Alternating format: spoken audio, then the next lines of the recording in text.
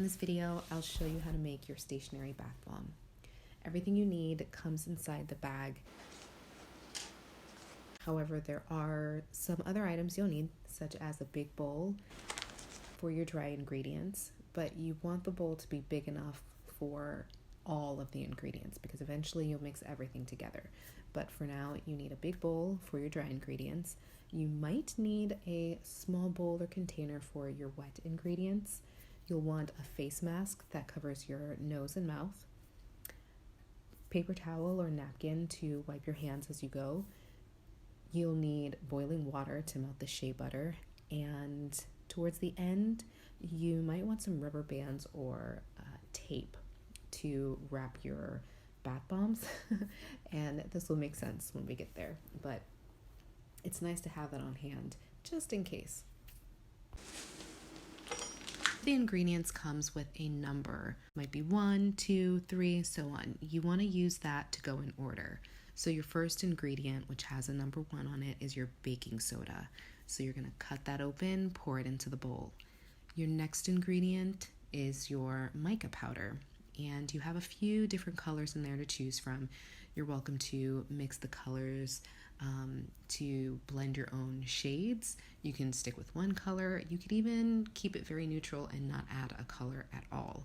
When working with mica powder, the more powder you use, the more saturated the color will be. So if you want a very pale shade, then use very little amount of powder. If you want a deeper, stronger hue, then use more or all of the powder. So once you pour everything in the bowl, you want to mix as you go. I like mixing as I go because then I'm able to see what the color looks like in that moment, and I can decide if I want to add more mica powder, which obviously I did, or if I'm fine with less. So what I'm doing here is smoothing out the baking soda. There are some balls in there, like little clumps, and you want to smooth that out. If you don't get all of the clumps, it's really not that big a deal. You just don't want too many clumps in your mix or batter, if you want to call it batter. It looks like batter to me. I like using the spoon because I'm able to flatten them and kind of massage them down around the edges, but I find that using my hands, I can apply more pressure, and it's just a little easier to manipulate the baking soda this way. Now, it's taking me a while to break up all the balls.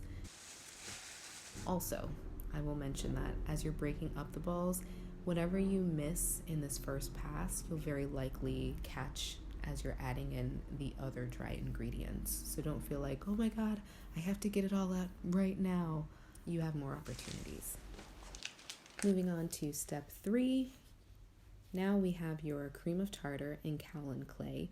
This is going to help harden your bath bomb and give it its nice firm texture and help it dry properly. Open, and you can go ahead and mix all of the ingredients together right now, smoothing out any clumps that you find, or you can wait until the next step. Now, as we move on to step 4, you're going to want to put on your face mask. So we're working with sodium lauryl sulfoacetate, which is a very fine powder that gives your bath bomb its suds. So when you put the bath bomb in the water, you're going to get like this nice soapy suds and like bubbles floating around, and it just adds a nice luxurious quality to your bathing experience. However, this powder is very fine, and as it gets into the air, it can cause you to cough or sneeze. Wearing the face mask will help with this issue. Once you've poured it into the bowl, slowly and gently, as to not, get dust flurries floating up in the air, you're going to mix everything together, smoothing out the lumps and dispersing everything as evenly as possible. So go ahead and scoop from the bottom. Just mix it up really, really good. Once my dry ingredients are evenly mixed, meaning I've smoothed out all the lumps, the color looks good, all of the powders are mixed together evenly, or I've mixed it long enough for it to be even. Then I set everything aside and I get started on my wet ingredients. So to start with my wet ingredients, I go ahead and get the boiling water, and then I put my shea butter into the boiling water so it can melt. And this only takes a few seconds. In less than 30 seconds, you will have melted shea butter that you'll be able to pour into your step 5 vial. Now, I chose to pour everything into the same vial. I just thought it would be easier. But if you would rather put it into a separate bowl, then do so. One of the challenges I found was I was worried that I would tip the entire container over while I'm trying to squeeze the shea butter into it. And that made me nervous because if the whole thing tipped over, then, I'd be out of luck with the wet ingredients. But so use a bit of caution. Otherwise, if you think, I really don't want to knock this whole thing over, go ahead and use a separate container, something that is larger and has a very sturdy base that you can pour everything into, mix up, and then pour into your dry ingredients.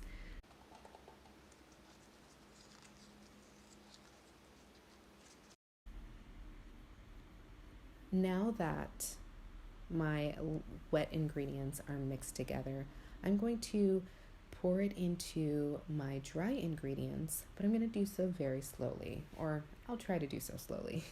And, you want to mix it up as you go. My battery died, so you aren't able to see me pour all of the wet ingredients into the dry ingredients, but I'll recap for you.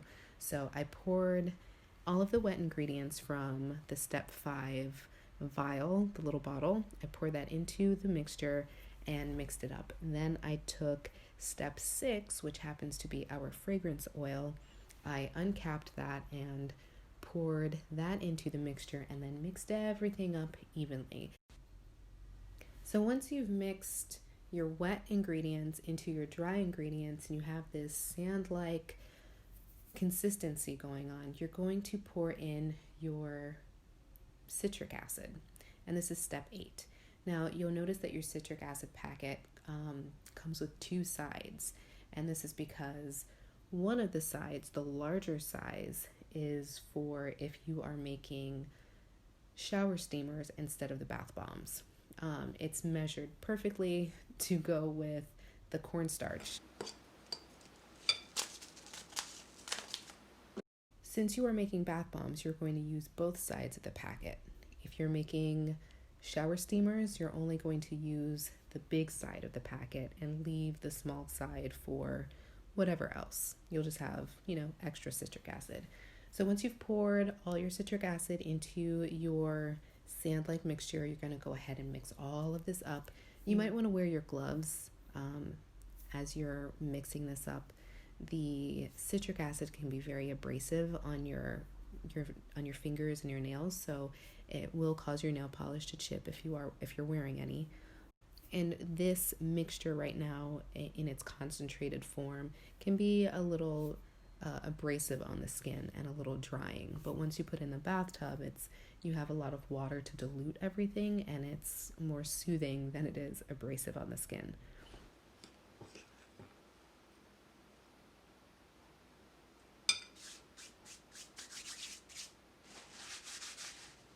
Now, once you mix your citric acid in, you might notice that the consistency isn't as clumpy as it was before.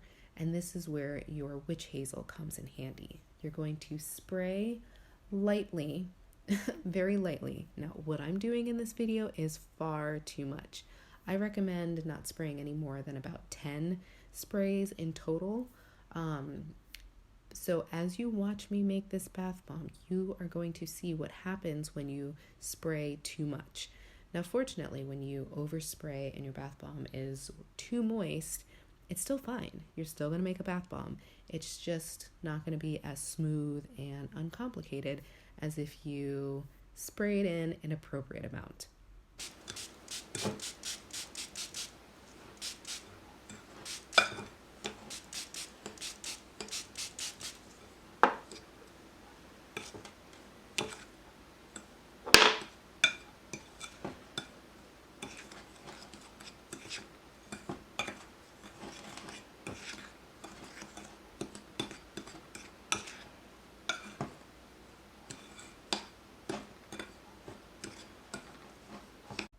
Okay, so you see how I just clumped the mixture into my hand and it formed a ball. It was clumping together. It was fine. I should have left it. But no, I had to keep going. So I sprayed and I sprayed and I kept spraying. And as I'm spraying, I'm noticing some kind of like foam-like structures in my mixture, and that is because the moisture from the witch hazel is activating the citric acid and it's starting to foam. You don't want this to happen, but if it happens, it's not the end of the world. So just keep mixing, mix everything up. You want, and as you're mixing it up, any areas that have more moisture than others will get dispersed into the dry areas, and that's why you just want to keep mixing. Just keep mixing.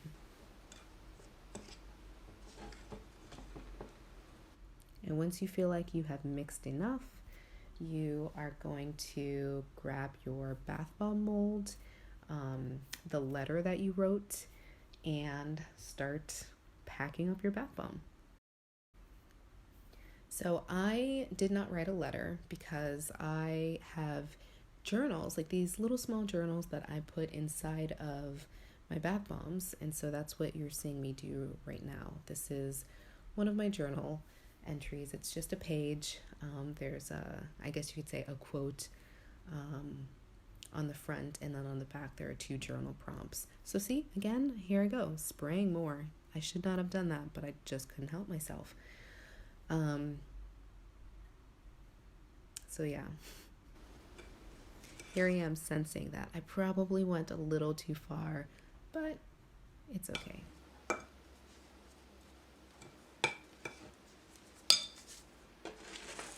So you want to fold your letter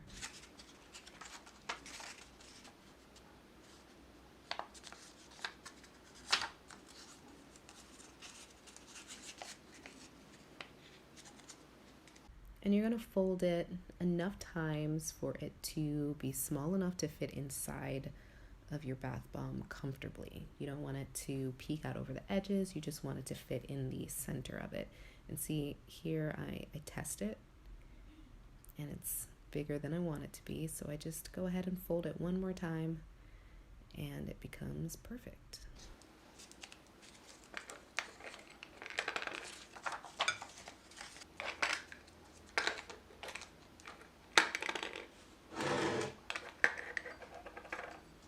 And before you fill your bath bomb mold, you want to stir your mixture again, just to make sure that everything is even.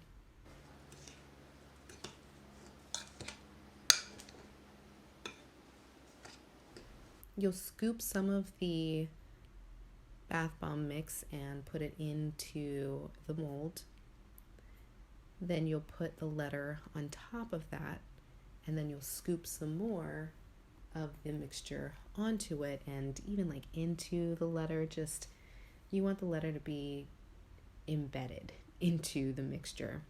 And as you can see, I'm not really packing the mix down into the molds very firmly. I'm just kind of like pouring them on top. And part of the reason for this is if you don't pack it in tightly, the bath bombs will float in the water. And so you just pile it up, and then as you squeeze your molds together, it will compress everything and put it into place firmly. Now, what I'm doing here, I'm twisting the bath bombs because I actually want to be able to take this mold off and just keep one side on. And sometimes that works. I find that it works more easily with the plastic molds than with these steel ones. So here, and if you happen to do this and you see that, it's coming apart, it's not holding in place, that's fine. Just take everything out and, either add some more or start over from, just pour everything back in the mold and break it down, mix it up evenly, and then start over. Again, it's not going to be the end of the world. Now this one, because of how compressed everything is, it might not float, and I'm okay with that. It's cool. Really the star of the show is the letter and the whole experience overall. Okay, So once I get everything inside the bath bomb, I just squeeze it and then I set it down and I get started on the next one.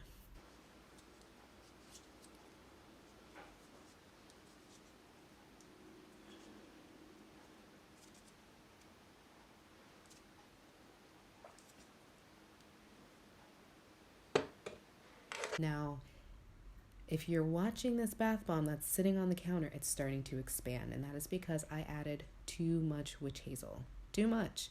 But again, it's not the end of the world. If I had stopped spraying witch hazel and just, left it alone when the mixture was fine, this bath bomb would not be expanding right now.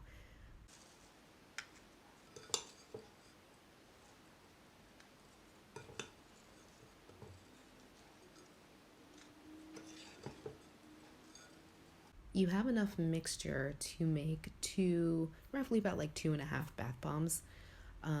There's enough in here, so if you accidentally spill some or just for whatever reason, it's always good to have a little bit more than what you need, just in case.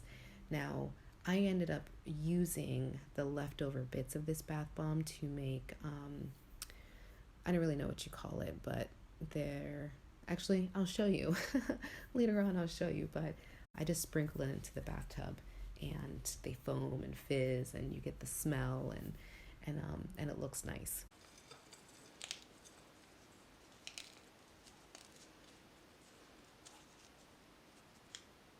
Okay, so see, bath bomb is expanding. Now, what I'm gonna do to offset this is to wrap it in tape. Now, what I really wanted to use was rubber bands, but I couldn't find any, so I used tape.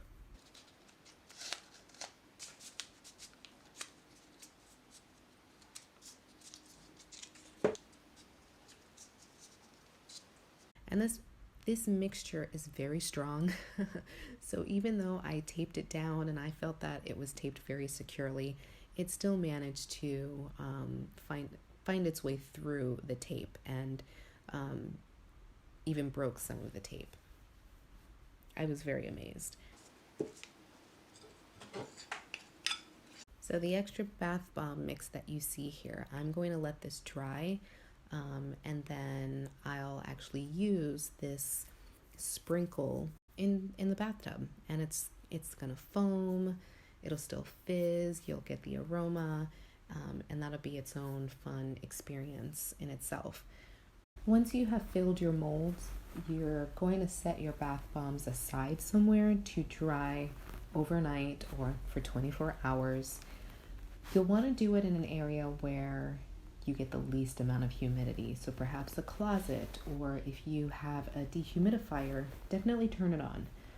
If you have a very humid or moist space, your bath bombs will not dry, and your citric acid may activate and look like what I have here on the screen right now. I put these in a closet where I had my dehumidifier going. I think they honestly would have been fine had I not had I not sprayed so much witch hazel into the mixture. Now, you are going to see me salvage this bath bomb, which is why I said it's really not the end of the world if it ends up exploding like this. This is pretty much like the worst case scenario, and either way, it's still fine. So yes, this is what happens when you overactivate the citric acid.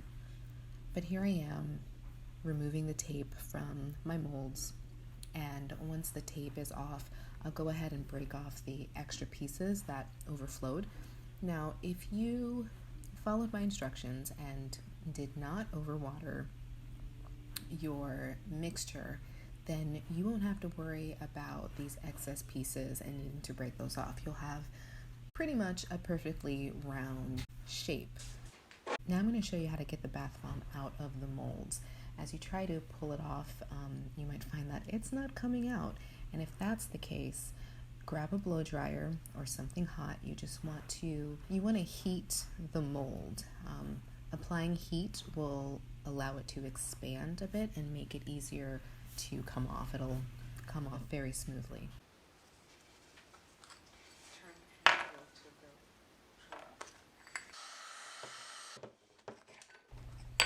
As you can see, our mold is off, and now we have 2 round bath bombs.